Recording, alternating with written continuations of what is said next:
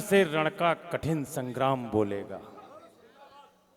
राजस्थान का मंच हो, शौर्य की धरा का मंच हो, पूरा कवि सम्मेलन समाप्त हो जाए और हम शौर्य की उस पराकाष्ठा पर ना पहुंचे जिसके लिए राजस्थान की माटी जानी जाती है, तो मुझे लगता है कविता अभी जिंदाबाद नहीं हुई है।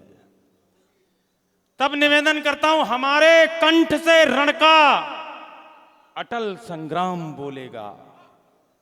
22 फरवरी की तारीख याद रही। जेहन में जिंदा हो तो सूचित करना, अयोध्या के पास से आता हूं। हमारे कंठ से रण का अटल संग्राम बोलेगा। क्या बात है, क्या बात है। ये धमाके होंगे जब अजय अंजाम पढ़ेंगे, याद रखना। हमारे कंठ से रण का अटल संग्राम बोलेगा। जो बनके हो गया तैयार वो श्री धाम बोलेगा।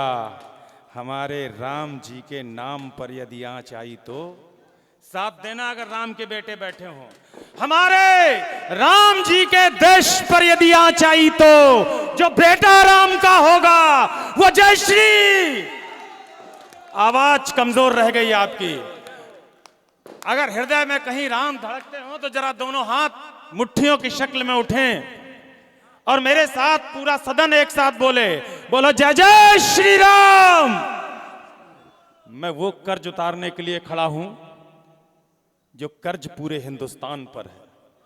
अगर पूरे विश्व का पौरुष और पराक्रम तराजू के एक पलड़े पर रखो तो हिंदुस्तान का पौरुष और पराक्रम भारी पड़ता है। मैं बस एक बात कहना चाहता हूं, देखना चाहता हूं कितना राजस्थान आपके भीतर धड़कता है। पूरे हिंदुस्तान का पौरुष और पराक्रम एक पड़ले में रखो, दूसरे पड़ले में राजस्थान का पौरुष पराक्रम रखो तो राजस्थान भारी पड़ता है। वहां मैं देशभक्ति की बात करना चाहता हूं। और हम राजस्थान का कर्ज खा के बैठे हैं पूरे देश में। चेतक की कविता बंबई में पढ़ता हूं, लोग खड़े होकर तालियां बजाते हैं। इसकी रायबरेली में पढ़ता हूं, हंगामे होते हैं। और हम राजस्थान की मट्टी में आए और उस नायक, उस हीरो जिसने पूरे विश्व में आपके शौर्य और पराक्रम को बड़ा किया, उस राणा प्रताप की बात ना करें तो मुझे लगेगा कि बिना कर्जा चुकाए चले गए। क्या बात, वाह। राणा प्रताप की बात में क्या करूं, छोटी सी अदनी सी कलम।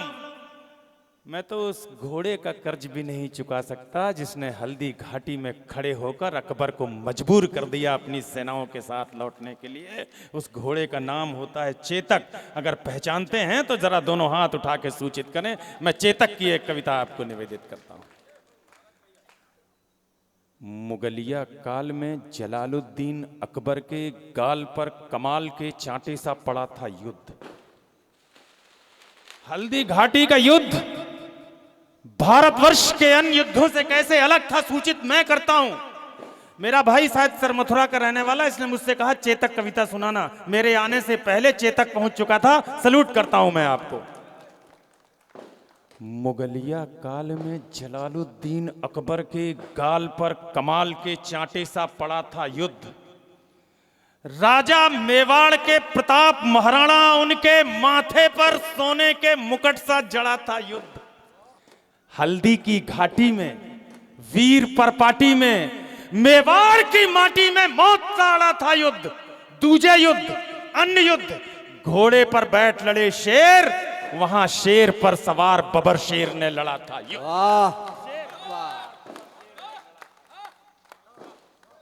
तब नमन करता हूं राजस्थान को, पूरे मन के साथ सुनना। भारत की माटी का वंदन अनेक बार चंदन समान इसे मस्तक लगाता हूं। अरे वीर राजपूतों की वसुंधरा ये वीर भूमि, रंगीले राजस्थान को मस्तक झुकाता हूं। चेतक के सवार महाराणा प्रताप, उन्हें श्रद्धा की शौर्य शब्द समिधा चढ़ाता हूं। तालियों की गूंज से हौसला बढ़ा दो आप, चेतक की टापों की गूंज सुनवाता हूं। चेतक की टापों की गूंज सुनवाता हूं। निवेदन करता हूं, सुनना साहिबो। कौन थे राणा प्रताप? अगर हृदय में कहीं झांकी बनाने में सक्षम हो जाऊं हल्दी घाटी के युद्ध की तो जरा सूचित करते चलिएगा। पानी है बनास का, इस पानी से तुम तनमन धो लो। बनास क्या है आपको बताने की जरूरत नहीं है जब राजस्थान में खड़ा होता हूं। बनास वो नदी है डॉक्टर साहब जिसका पानी पीकर राणा प्रताप की शिराओं में वो तेजाब खौला था कि एक बार नहीं, हल्दी घाटी के युद्ध से लेकर दिबेर की घाटी के युद्ध तक 6 बार अकबर की सेना को पटक के मारा था। तब इस देश में अगर कोई बाएं हाथ से इतिहास लिखने वाली कलम लिखती है अकबर द ग्रेट, तो मेरे जैसी कलम को पीड़ा होती है। आज महाकाल के दरबार में खड़े होकर ये अवध की धरती से आया अजय अंजाम एक घोषणा करना चाहता है और आपके उस पर हस्ताक्षर चाहता है कि अगर इस भारतवर्ष में पौरुष, पराक्रम, युद्ध कला, बल, शक्ति और पराक्रम के नाम पर कोई एक शख्स ग्रेट था, एक शख्स महान था, तो वो अकबर द ग्रेट नहीं, हमारा महाराणा प्रताप महान था। उसके लिए निवेदित करता हूं, सुनना। पानी है बनास का, इस पानी से तुम तनमन धो लो, इस बहादुरी की धरती में तुम पौरुष की फसलें बोलो। तुम वीर पुत्र हो वीरों के, वीरों जैसे निर्भय डोलो, बस एक धर्म है देशभक्ति, तुम इसके अनुयायी हो लो। है प्यार अगर इस धरती से तो फिर दोनों बाजू खोलो, राणा चेतक के साथ साथ भारत माता की जय बोलो। कौन थे राणा प्रताप? जो सूरज के आगे चलता, वो उस रथ का हकवैया था। जो नाव डूबती जाती थी वो उसका प्रबल खेवैया था। भाई साहब, पहले झूलों ने डिस्टर्ब किया, फिर ये गोलों ने डिस्टर्ब किया, अब जरा इसको उतार लो यार। 28 लोग तो उसी को देख रहे हैं, इसको नीचे कर लो, डाउन कर लो जरा। मैं चूंकि कविता जब ये वाली सुनाता हूं तब मुझे ये नहीं लगता कि मैं काप पाठ कर रहा हूं, मुझे ये लगता है कि मैं एक यज्ञ कर रहा हूं, उसमें मैं समिधा दे रहा हूं और आपकी भी समिधा मुझे चाहिए। सुनना। पानी है बनास का, इस पानी से तुम तनमन धो लो, इस बहादुरी की धरती में तुम पौरुष की फसलें बोलो। तुम वीर पुत्र हो वीरों के, वीरों जैसे निर्भय डोलो, बस एक धर्म है देशभक्ति, तुम इसके अनुयायी हो लो। है प्यार अगर इस धरती से तो फिर दोनों बाजू खोलो, राणा चेतक के साथ साथ भारत माता की जय बोलो। जो सूरज के आगे चलता वो उस रथ का हकवैया था, जो नाव डूबती जाती थी वो उसका प्रबल खेवैया था। उस नर नाहर ने मातृभूमि का पूरा कर्ज उतारा था। राणा प्रताप मेवाड़ गगन पर चमका एक सितारा था। ये उदय सिंह राणा का सुत, उदय सिंह का नाम याद है राजस्थान वालों की? भूल गए?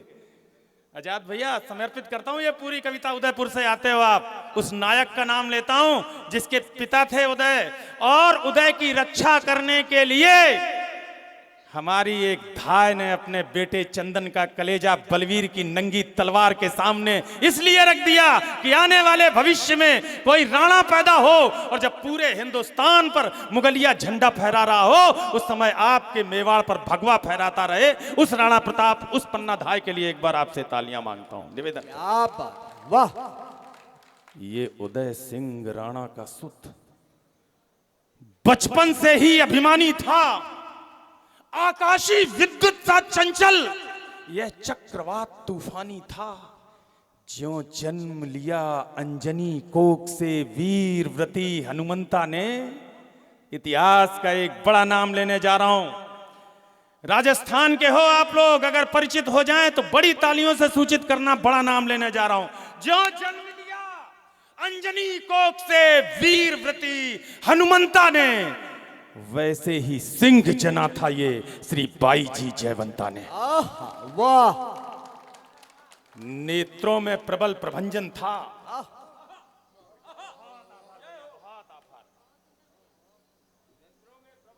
लोग कम बचे। मुझे इस बात की पीड़ा है, हर कवि को होती है जात भैया, हर कवि को पीड़ा होती। नंबर मैं दे दूंगा, मेरे पास जलालुद्दीन भैया का है, क्योंकि आपको बहुत आवश्यकता पड़ेगी आगे, लेकिन इस समय मुझे याद की आवश्यकता है, तो कृपा कर दीजिए। ये उदय सिंह राणा का सुत बचपन से ही अभिमानी था, आकाशी विद्युत सा चंचल, यह चक्रवात तूफानी था।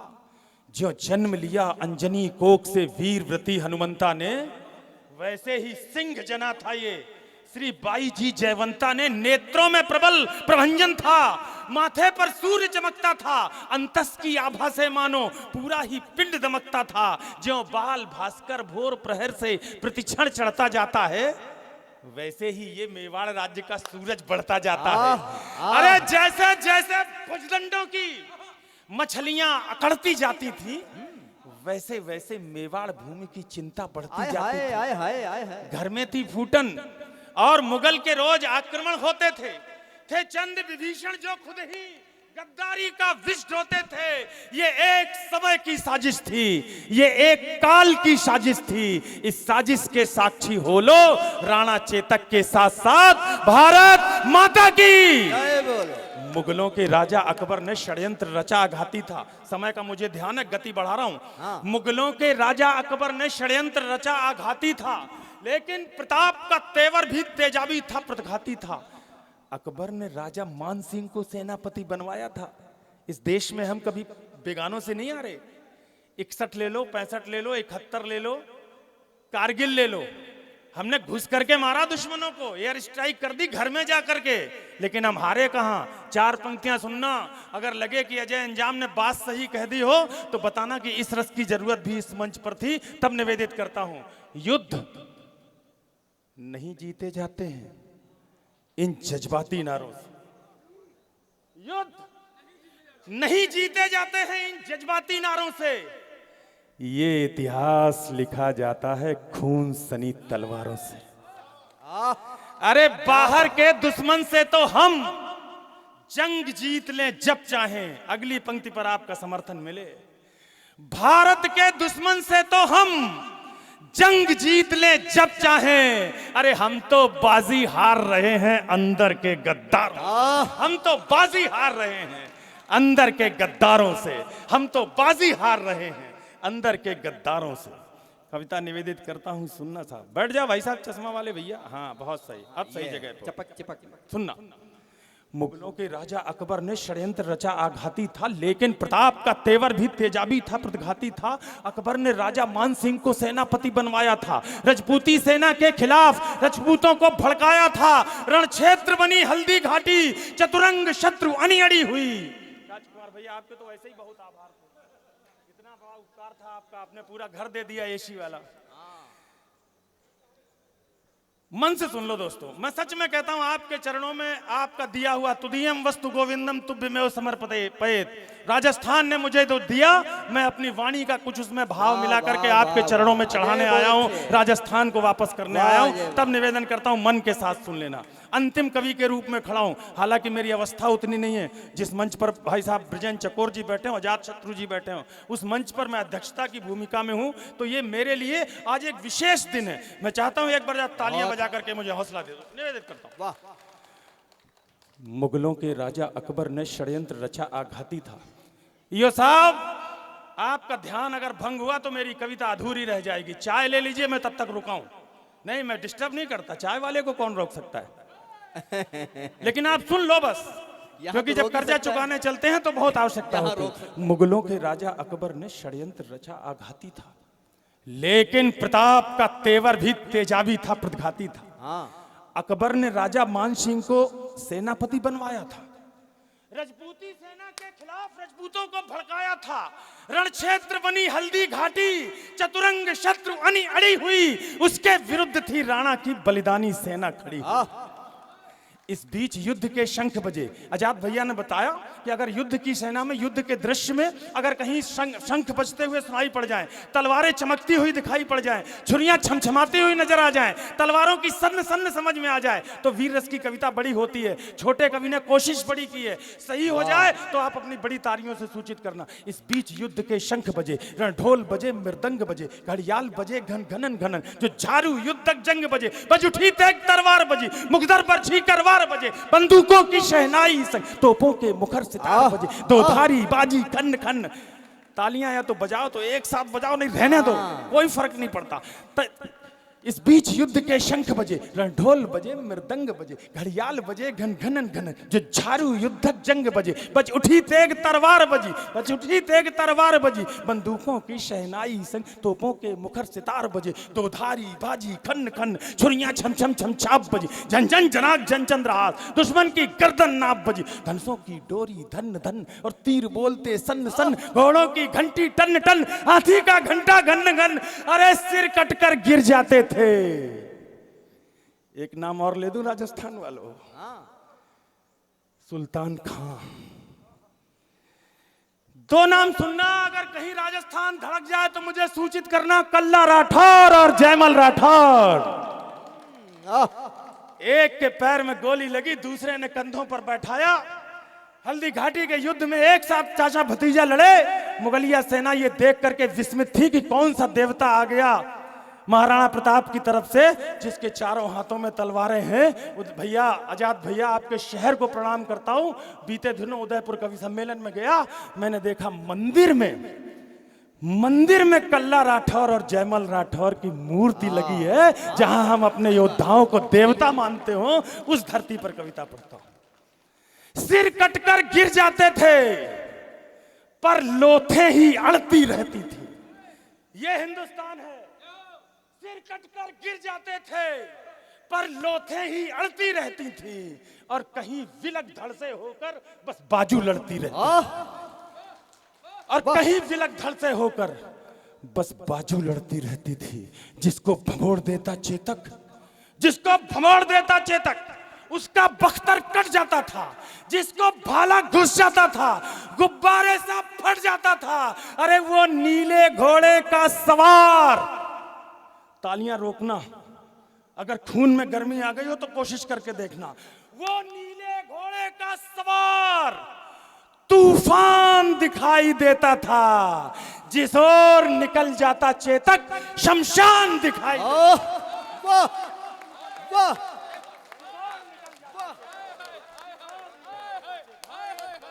जिस ओर निकल जाता चेतक। वाह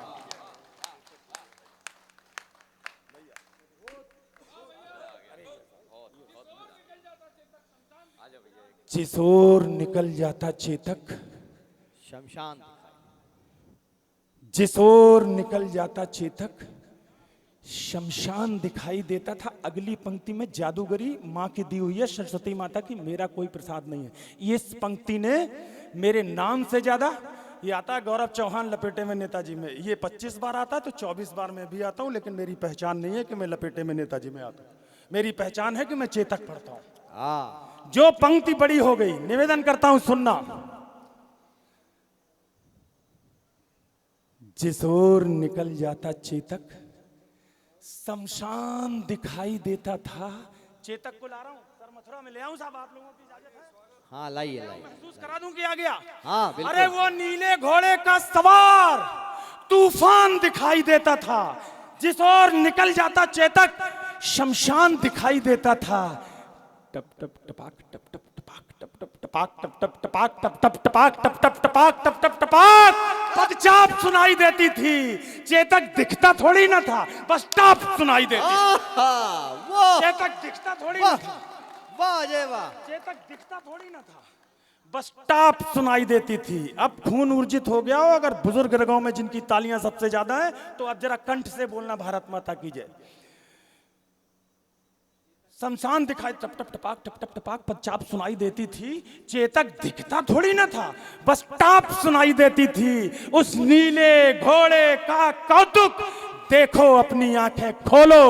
राणा चेतक के साथ साथ भारत माता की जय। भैरव बन गया त्रिशूल और दुधारी झंडा बन बैठी। फिर रक्त बीज बन गए मुगल, बरछी चामुंडा बन बैठी। बैरी को तक्षक थे प्रताप, फुंकार बन गया था चेतक। थी सूखी घास मुगल सेना, अंगार बन गया था चेतक। अरे मुगलों की अभिमानी घुड़की, एक और नाम लेता हूं, सुल्तान खां। अकबर को बड़ा घमंड था, 7.5 फुट लंबा, सनातन के बच्चों को देखता था, दोनों हथेलियों के बीच सिर दबाकर चकनाचूर कर देता था। अकबर ने सोचा इससे कौन जीतेगा, हमारे राणा के सामने फंस गया हल्दी घाटी के युद्ध में। राणा ने घोड़े से एक छलांग लगाई भाई साहब, 5 मिनट के बाद घोड़े से छलांग लगाई, तलवार का एक प्रहार किया। एक ही प्रहार में सिर्फ त्राण कटा, सिर कटा, माथा कटा, मुंह कटा, वक्ष कटा। और छोड़िए साहिबो, घोड़े के भी 2 टुकड़े होकर जमीन में पड़े थे। उस राणा प्रताप बलशाली की कविता सुनाने जा रहा हूं। आपकी बड़ी तालियों की अपेक्षा थी, आप कमजोर पड़ गए। या तो आप राणा को नहीं जानते या राजस्थान को नहीं जानते। भैरव बन गया त्रिशूल और दोधारी झंडा बन बैठी। फिर रक्त बीज बन गए मुगल, बरछी चामुंडा बन बैठी। बैरी को तक शक्ति प्रताप भूंकार बन गया था। थी सूखी घास मुगल सेना, अंगार बन गया था चेतक। अरे मुगलों की अभिमानी घुड़की जब दो हिस्से कर दिए सुल्तान खां के तब, अरे मुगलों की अभिमानी घुड़की पल में पुकार हो जाती थी।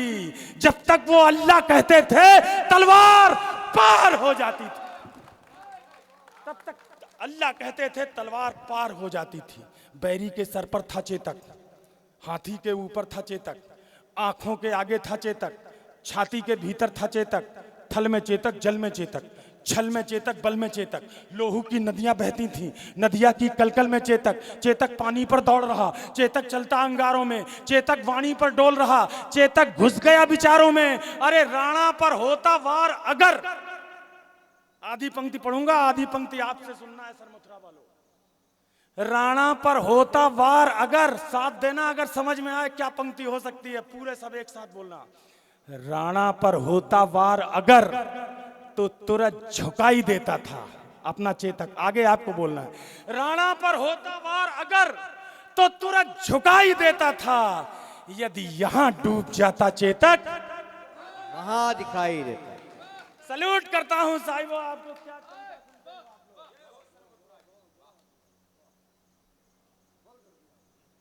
राणा पर होता वार अगर तो तुरंत झुकाई देता था। यदि यहां डूब जाता चेतक तो वहां दिखाई देता था। मेवाड़ विजय के रास्ते में खुद का तन रोड़ा बना दिया। अकबर सोच के चला था कि मेवाड़ भी जीत लेंगे। एक घोड़ा खड़ा हो गया, एक पंक्ति जादुई, आप सबकी विस्फोटक तालियां। मेवाड़ विजय के रास्ते में खुद का तन रोड़ा बना दिया। चेतक योद्धा बन गया और मुगलों को घोड़ा बना दिया। चेतक योद्धा बन गया और मुगलों को घोड़ा बना दिया। चेतक कहता रणचंडी से, चेतक कहता रणचंडी से, आओ अपना खप्पर धो लो। राणा चेतक के साथ साथ भारत माता की जय बोल। थी बाघ मुक्त नीली आंधी, बाघ समझते ना, लगाम थी। बाघ मुक्त नीली आंधी मर्जी से पांव उठाता था। राणा के एक इशारे पर चेतक फौरन मुड़ जाता था। बैरी सेना के सागर में चेतक तैराकी करता था। ये कविता खत्म नहीं हो सकती क्योंकि शुरू हो गई है। ये नवग्रह है, 9 में से एक भी देवता छूट गया तो श्राप लगेगा। 2 बंद शेष हैं, सुनना पड़ेगा। सुनाइए सुनाइए, एक बार जोरदार तालियां बजाइए। वाह वाह अजय वाह। राणा चेतक के साथ साथ भारत माता की थी बाघ मुक्त नीली आंधी मर्जी से पांव उठाता था। राणा के एक इशारे पर चेतक फौरन मुड़ जाता था। बैरी से, और फिर आप नहीं सुनोगे चेतक तो कौन सुनेगा भाई। हम सब का सौभाग्य है भाई साहब। आजाद भैया जिस शहर को रहते हो शहर को रोशन किया राणा ने। आप इशारे करोगे तो कैसे काम चलेगा। एक बार तालियां देश के बड़े संचालक के लिए। थी बाघ मुक्त नीली आंधी मर्जी से पांव उठाता था। राणा के एक इशारे पर चेतक फौरन मुड़ जाता था। बैरी सेना के सागर में चेतक तैराकी करता था। जाते जाते मुड़ जाता था। बेहद चालाकी करता था। जिसके सीने पर चेतक की तगड़ी टापें पड़ जाती थी, उसकी छाती में भाले सी दोनों टांगें गड़ जाती थी। था तभी अचानक मान सिंह हाथी अस्वार नजर आया। राणा के संग चेतक की भी आंखों में खून उतर आया। राणा कोई कौतुक करते इससे पहले वह घूम गया। अगली टांगों का प्रबल वार हाथी का मस्तक चूम गया। आघात अश्व का भारी था, सहकर हाथी लड़खड़ा उठा। इतने में राणा का भाला विद्युत जैसा गड़गड़ा उठा। गद्दार ठहर जा, पूर्ण हुए सब पाप तुम्हारे लगते हैं। तू भूल गया रण कौशल में हम बाप तुम्हारे लगे। वाह क्या बात है। वाह मच गई खलबली मुगलों में। राणा राणा का शोर उठा। घनघोर समर के अंधकार में जैसे कोई भोर उठा। आगे करुणा का सागर है, इस करुणा में थोड़ा रो लो। राणा चेतक के साथ साथ भारत माता की। वाह। कविता का अंतिम बंद निवेदित करता हूं। चेतक की शहादत, चेतक की विदाई और हृदय के पृष्ठ पर कहीं अंकित हो जाए चेतक की टापे, तो याद रखना अजय अंजाम को इतनी दूर से आया था और राजस्थान की बात कह के चला गया। राणा के प्रबल प्रहारों का ना तोड़ दिखाई देता था, ना हल्दी घाटी में चेतक का जोड़ दिखाई देता था। संख्या बल में अकबर का दल राणा के दल से भारी था। हजारों घाव लगे थे, पर राणा का हमला जारी था। घिर गया शगालों में नाहर, राणा को संकट बूझ गया। पर एक लिंग का हठीपूत दो धारी लेकर जूझ गया। इतने में झाला आ पहुंचे, इतने में झाला, झाला मन्ना, बड़ी सादड़ी वाले एक जैसे लगते थे राणा और झाला मन्ना। देखो दोस्ती की मिसालें क्या दोगे तुम 2024 वालों। दोस्ती तो 500-600 साल पहले लिखी गई थी। आसन्न मृत्यु को सामने देखते हुए एक दोस्त दूसरे से कह रहा है, तू अपनी ड्रेस, अपनी कवच कुंडल मुझे दे दे, भविष्य को तुम्हारी जरूरत है, तुम जाओ, आज तुम्हारी मृत्यु का वर्णन मैं करूंगा। ये दोस्ती होती है, इसको मित्रता कहते हैं। वाह। इतने में झाला पहुंचे, बोले राणा प्रस्थान करो, तुमसे कल को आशाएं हैं, कुछ उसका भी तो ध्यान करो। राणा बोले, रण में झाला मैं इंच इंच कट सकता हूं, पर पैज भवानी तुलजा की मैं कभी नहीं हट सकता हूं। तब एक लिंग का नाम लिया झाला ने, तब एक लिंग का नाम लिया, दे घोर शपथ झाला बोले, दुश्मन का वार लिया खुद पर, होकर लथपथ झाला बोले, इनको मैं धूल चटा दूंगा, देखो तुम कल के मंगल को। झाला ने कसम दिलाई तो राणा चल निकले जंगल को। बढ़ते बढ़ते राणा मग में 21 गज का नाला आया, चेतक का तन था लस्त पस्त, लेकिन जैसे ज्वाला आया, अपनी पूरी ताकत समेत चेतक फल्लांग लगा बैठा, राणा की रक्षा करने को अंतिम छलांग लगा। क्या बात। उस नील अश्व ने स्वामी भक्ति का पाठ सभी को सिखा दिया। करवट लेकर बेजान शीश राणा चरणों में टिका दिया। फिर लगा अचानक घोटक ने जैसे अपना मुंह खोला हो। घोड़ा बोल नहीं सकता, कवि को छूट है, क्या बोला होगा। फिर लगा अचानक घोटक ने जैसे अपना मुंह खोला हो। चलते चलते जैसे शहीद चेतक ने बस ये बोला हो, मालिक मालिक मालिक, मेवाड़ घराने का मैं कर्ज चुका कर जाता हूं, माथा सहलाकर विदा करो, मैं फर्ज निभा कर जाता हूं।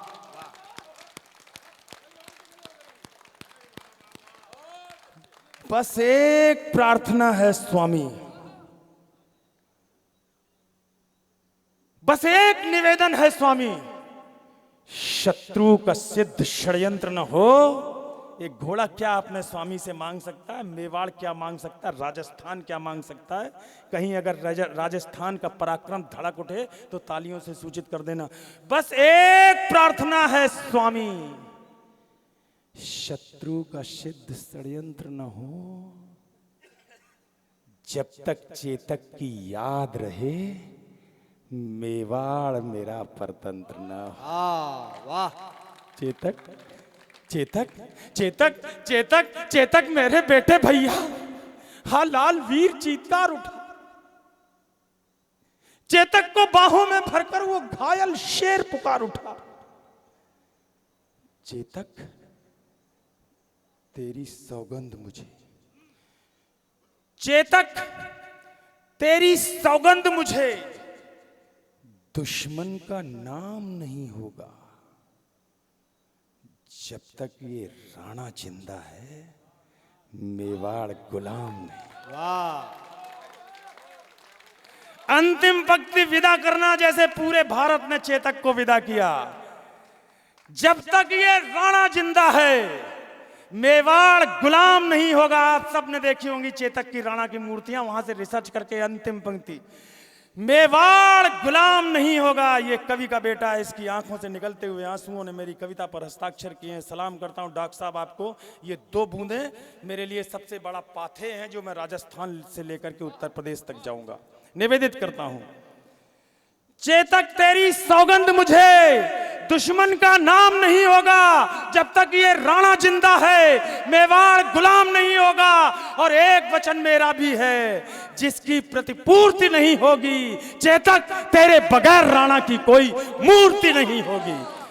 अंजाम अजय की विनती है, अब तो दोनों बाजू खोलो। अगर अपने आसन पर रह गए तो लगेगा कि आपने मेरी कविता को मन से नहीं सुनागा। अंजाम अजय की विनती है, अब तो दोनों बाजू खोलो। राणा चेतक के साथ साथ भारत माता की, भारत माता की। बहुत बहुत अभिनंदन, बहुत बहुत आभार डॉक्टर साहब, आपका बहुत अभिनंदन, बहुत आभार आपका भाई साहब। राजेश भैया को बहुत बधाई देता हूं इतना शानदार कार्यक्रम सजाने के लिए। नगर पालिका अध्यक्ष आदरणीय जलालुद्दीन साहब को बहुत बहुत मुबारकबाद। बहुत आभार ब्रजेंद्र चकोर भैया, बहुत आभार यो साहब, आदरणीय गोयल साहब, बहुत बहुत नमन और अभिनंदन। जितने भी विशिष्ट मेहमान यहाँ पर हैं उन सबको आभार और अभिनंदन। आइए कार्यक्रम का समापन आजाद भैया के हाथ। जय हो दिवेर, जय हो चेतक मतवाले की, जय हो हल्दी घाटी की, जय हो प्रताप के भाले की। आइए, गजब का वक्त गुजरा, दिल का सौदा हो गया आखिर।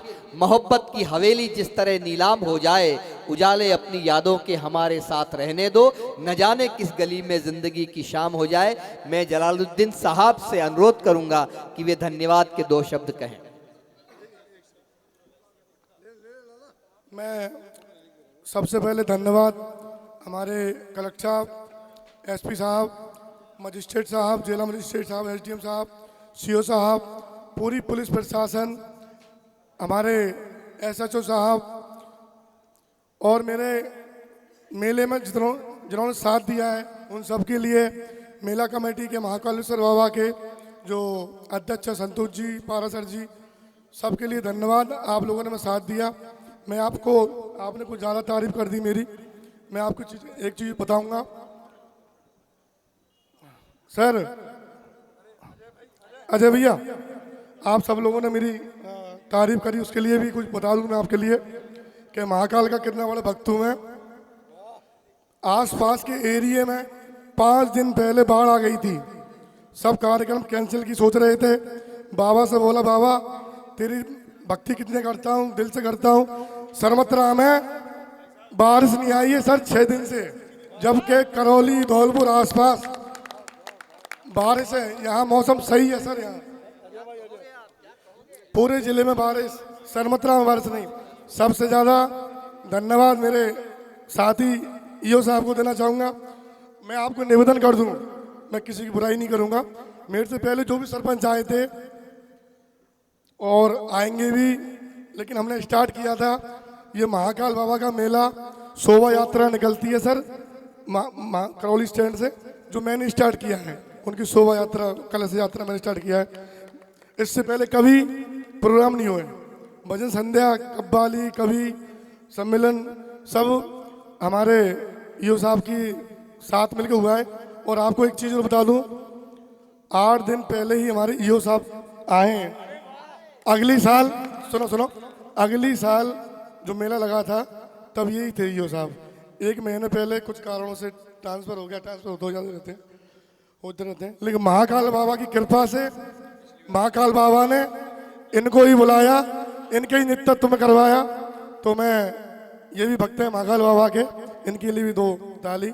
और जाने अनजाने में मैं बस्ती वालों से भी कहना चाहूँगा कि मेरे से कोई गलती हो तो मुझे क्षमा प्रार्थी कर देना, बेटा हूँ, भाई हूँ। Thank you. एक बार सब लोग नमः पार्वती पते, हर हर महादेव। बहुत बहुत आभार।